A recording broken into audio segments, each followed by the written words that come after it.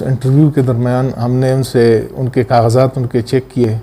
कागजात उनके पास बिल्कुल रेलेवेंट है, उसके पास वैलिड पासपोर्ट है, वैलिड 1 महीने के लिए उसके पास वीज़ा है, प्रॉपर डॉक्यूमेंटेशन उसके पास जो है वो हमने चेक किए, डॉक्यूमेंट्स उसके बिल्कुल सही है।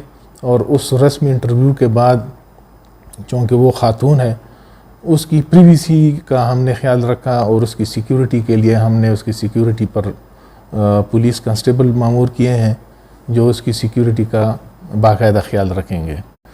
तो लहसनुल्लाह का इसके साथ फेसबुक पे पहले फ्रेंडशिप बनी है, वो फ्रेंडशिप आगे जाकर फिर दोस्ती में तब्दील हुई और दोस्ती चलते चलते फिर प्यार में तब्दील हुई है। और इसने बाकायदा 2022 में उसके वीज़ा के लिए पाकिस्तानी एम्बेसी इन इंडिया को रिक्वेस्ट भेजी है कि इसको वीज़ा जारी किया जाए। और उसी नसरुल्लाह की उसी रिक्वेस्ट पे वहाँ पर पाकिस्तान की एम्बेसी ने इसको 1 महीने के लिए 30 दिन के लिए वीज़ा जारी किया है।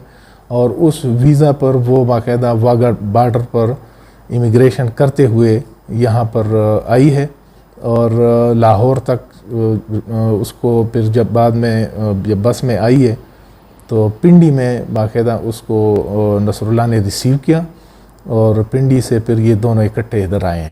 और हमने जो रस्मी इंटरव्यू होता है उसके करने के बाद उसको नसरुल्लाह के पास साथ जाने दिया है और बाकायदा भी उसके साथ है और सिक्योरिटी बाकायदा उस पर लगी हुई है। नसरुल्लाह को हमने इस बात का पाबंद बना दिया है कि 21 तारीख से पहले 21 अगस्त से पहले बाकायदा ये यहाँ से रुखसत होगी। और जब इसका टाइम आएगा रुखसती का तो बाकायदा SHO पुलिस स्टेशन दीर को वो मतला करेगा और यहाँ से इंशाल्लाह फिर प्रॉपर तरीके से सिक्योरिटी के साथ साथ यहाँ से रुखसत